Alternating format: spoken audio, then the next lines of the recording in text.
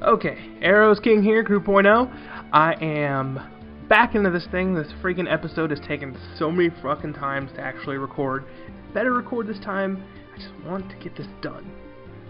Not that way, but I mean, when you record something 3 times, it's just like fucking work. Okay, so last time we got a mission from the king to go to the Valley of the Mist and drop off this ring.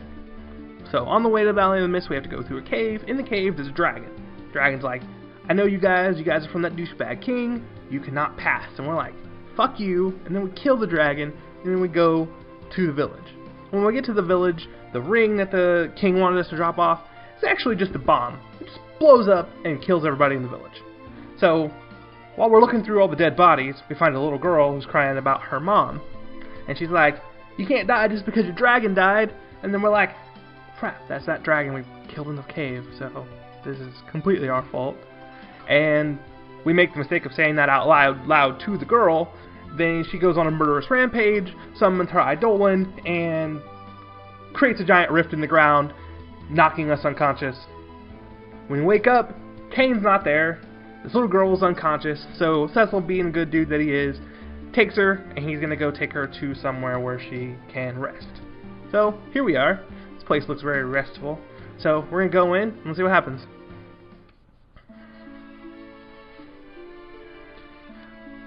And I'm sorry if the frame rate looks weird on this. I had to record this kind of last minute, so I don't have my normal setup going on, so it might be a little weird. He's doing like a manly power walk here, which is kind of awesome.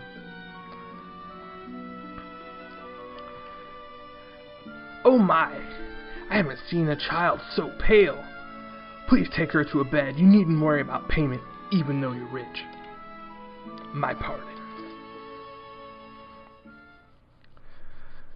So, Cecil, just like little girl 101, probably shouldn't sit in the bed and just stare at her while she sleeps. It's kind of weird. It's kind of weird, bruh.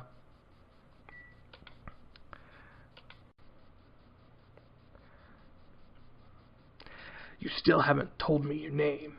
I mean, all you've done since you met her is kill her mom and then get into a fight with her, so I could imagine why she probably hasn't told you her name yet. I mean, trust is probably not the #1 feeling she has towards you right now. Probably not high on the list. So, sorry. It's just weird to me that he's just watching her sleep, but, you know, whatever. Alright, so then, finally, night falls, and then you hear something. Like, what the hell? Which I think is weird that the picture shows 2 henchmen with him. Alright. Our orders come directly from His Majesty's mouth. Surrender the girl and he will pardon all you've done.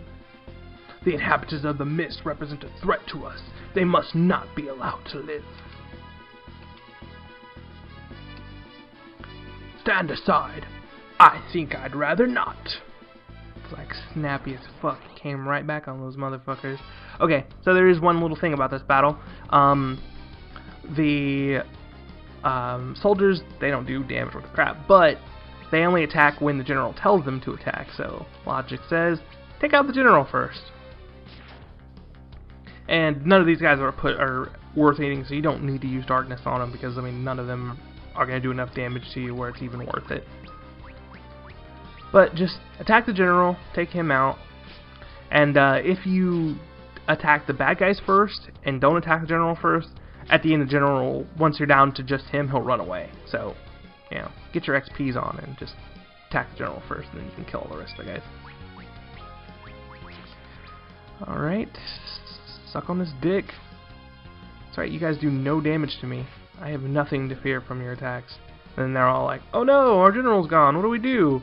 You just stand there and play target practice for a little while I kill you. That's what you actually do. I don't know if you have other plans, but that's what actually happens. And then we're just gonna kill these guys off. So Nah, he's just being fancy. We don't need that critical hit. These guys are dead anyways, but he's just getting fancy on us now. Alright. Kill this guy.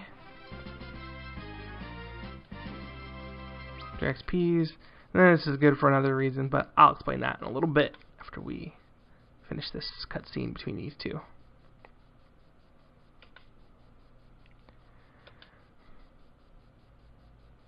I don't know what the actual pronunciation is.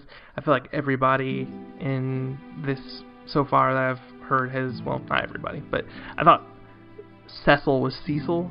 So I mean, for her, I pronounce hers as Raidia or Raidia, but who knows?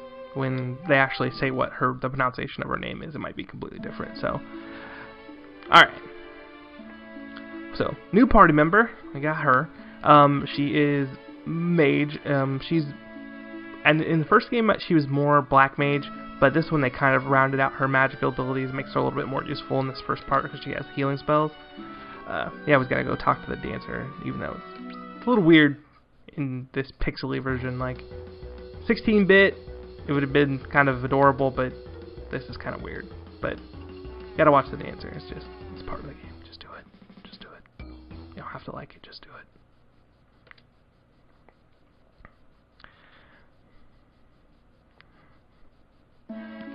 Her eyes are so dead. Alright. Well, like I said, I'm doing this in my spare kind of like a environment and kind of a spare setup.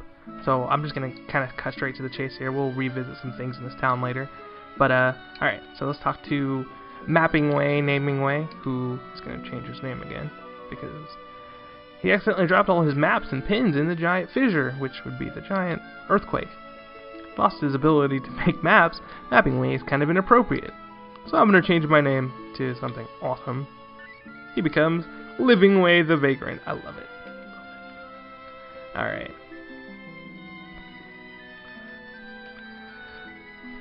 Would you like to view it? Yes. Let's check it out. So, here's the part I was talking about earlier. It's just every monster that you've run into so far. You catalog them all here. And if you want to fill this thing out... Yes, there's a point to this. Hold on. Okay. So, if you want to fill this thing out, Baron soldiers and the general. So if you had killed off all the soldiers before you'd killed off the general would have ran away. So, make sure you kill those guys first. Just reiterating my own point. But, alright. Let's move on here. Here's this old lady. And they found this child collapsed outside the village. She's succumbed to desert fever. She kept saying Cecil over and over again. Oh, who's that? Oh, that's Rosa. Of course it is. She came to find me. It's not a secret, but she wants that D. Real bad. Don't believe me? There's a game called Final Fantasy IV After Years. Look into it. She wants that D. Alright. So, she's looking for you to give you something awesome. The Auto Potion Augment. Alright. The Auto Potion Augment. You're going to get a little tutorial on this, so I won't say too much, but I will say that we aren't going to use this on Cecil. There's another character it's better for. Alright. So, desert fever can be cured by exposure to the light from the Damascene Sand Pearl. Obtaining one, however, is no simple task. They can only be found in a cave where an antlion dwells. Alright, so we got our mission. We gotta go save you by going to the cave. Alright. And once we walk out here, we'll get a little bit of a tutorial. So here's Living Way the Vagrant. He's going to tell us about augments. Basically, it just adds an option to one of your characters. It's like a TM in Pokemon, or an HM in Pokemon. Well, I guess it's like both, but yeah, it's like that. But like I said, we're not going to give that to Cecil because there's another character who we get later who it's better for. So don't worry about that for now. And like I said, I am going to take us out into the field. We're going to go to the next dungeon, and then we're going to call this episode so I can record again when I'm back into my normal setup. Let's go.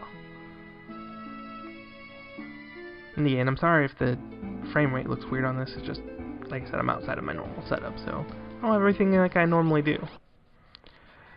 And got some new enemies here that we haven't seen yet. Nothing real special about these guys, but we got a little bit of time to talk about how Radia fights. She is she's a staff user and she uses a bow, but we can keep her usually equipped with staff for her spells. And spells, like I said, they leveled her out a little bit so she can summon. We got our little summon chocobo. Let's go do that. And she has white magic and dark magic. So let's just give her a little bit to do her thing. The crazy chocobo kick you right in the face. Alright, then we can kill this guy off. And she starts out pretty low level, so over the course of the next episode, I'll probably level her a little bit before we go into the dungeon. She'll need a little bit of extra before we go fight. But anyways, like I was saying before that fight happened, we got one thing in this desert that we really got to worry about. There's like a sandworm in the desert, and it has the spell Whirlwind, which attacks all your characters and does about 150 to 180 damage. So 2 of those and you're pretty much dead. So if you run into one, just run away. At this point, there's no point in trying to fight it because you're just gonna die. Alright. Well then, like I said, I'm gonna go ahead and close this episode out here. I'm gonna level a little bit before I go into this dungeon. Thank you guys for watching. Please be sure to click the subscribe button. We're always looking for new subscribers, and if our social media, tweet it or share it on Facebook, whatever. Alright, thank you. Crew.0 out.